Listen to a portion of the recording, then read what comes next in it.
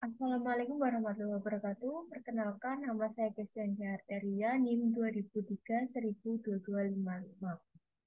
Di sini saya akan memenuhi tugas UAS dari praktek simulasi manajerial dari Bu Wiwin.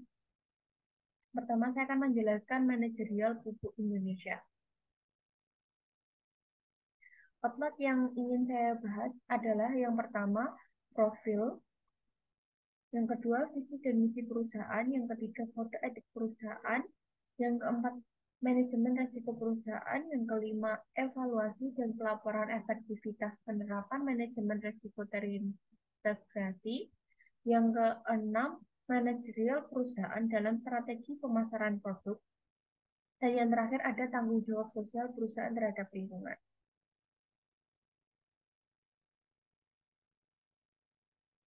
Yang pertama ada profil.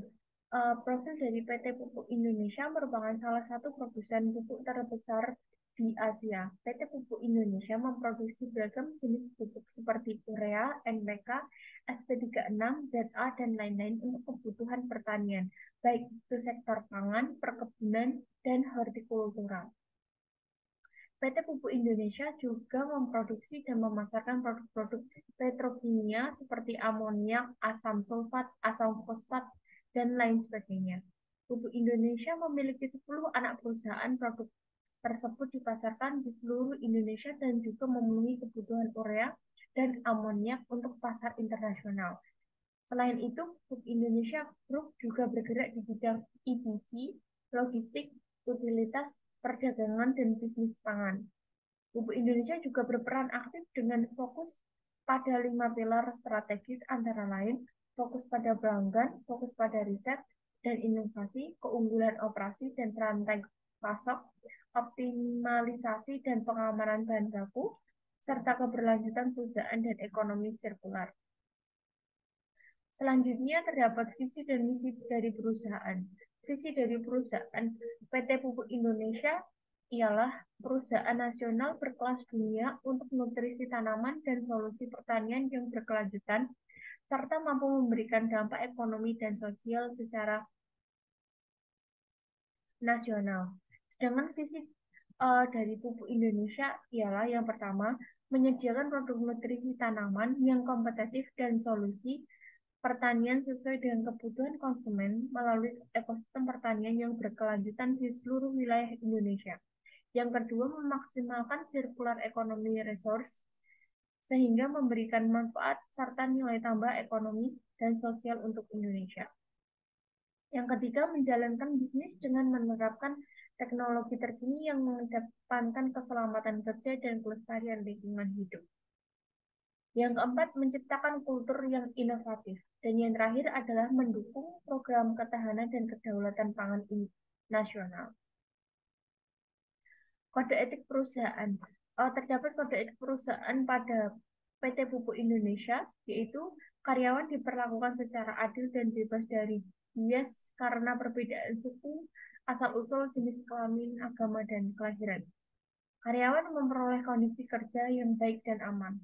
Selanjutnya, senantiasa menjamin bahwa informasi material mengenai perusahaan selalu diberikan dengan sejujur-jujurnya, tepat waktu, dan teratur kepada pemegang saham sesuai dengan ketentuan atau peraturan perundang-undangan yang berlaku.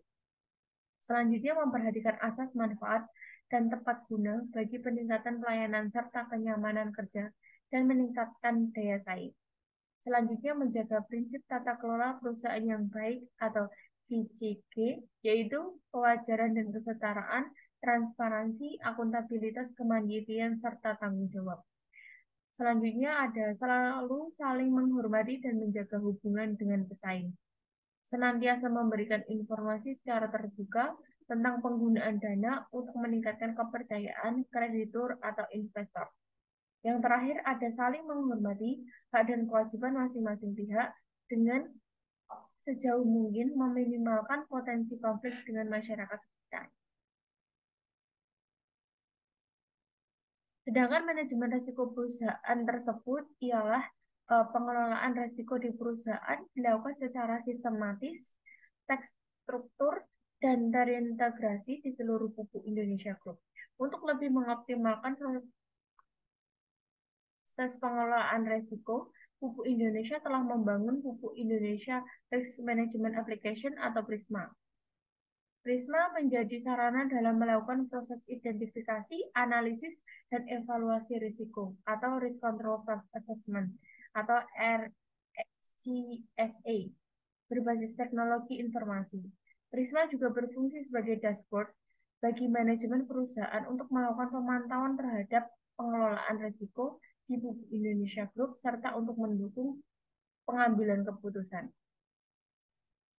Selanjutnya, ada evaluasi dan pelaporan efektivitas penerapan manajemen risiko terintegrasi.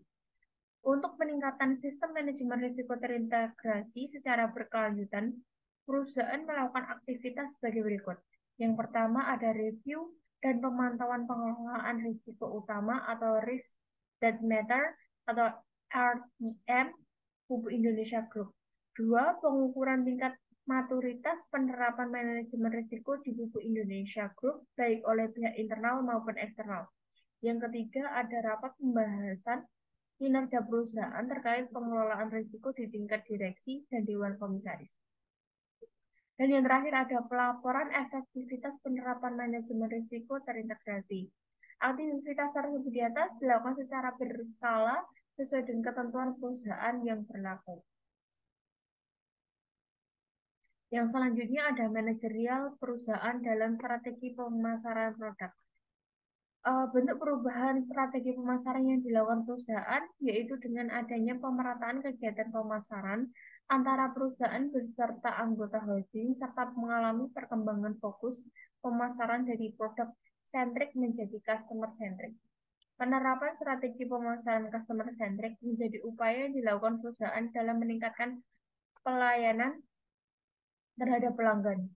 Customer centric ini dijalankan dengan mulai dibentuknya program-program yang bertujuan untuk mendekatkan perusahaan kepada konsumen. Program kerja yang dibentuk meliputi program retail management system dan program makmur yang mana kedua program ini memiliki tujuan yang berbeda. Selanjutnya ada tanggung jawab sosial perusahaan terhadap lingkungan. Sebagai salah satu bentuk tanggung jawab sosial terhadap konsumen, karyawan, pemegang saham, komunitas, dan lingkungan dalam segala aspek operasional perusahaan, PT Pupuk Indonesia Energi berkomitmen untuk memberikan bantuan dan melakukan kegiatan sosial untuk masyarakat, terutama yang berada di sekitar wilayah operasional perusahaan seperti yang pertama pembagian sembako untuk masyarakat sekitar head office, yang kedua pembagian sembako untuk pondok pesantren alat TV, yang ketiga ada pembagian masker gratis untuk masyarakat Gresik, yang keempat pembagian sembako untuk Yayasan Yatim Piatu Jakarta Pusat, yang kelima pembagian sembako untuk pegawai outsourcing PIE, dan yang terakhir ada satuan untuk panti asuhan Gresik. Sekian presentasi dari saya. Apabila ada salah kata, mohon maaf yang sebesar-besarnya. Wassalamualaikum warahmatullahi wabarakatuh.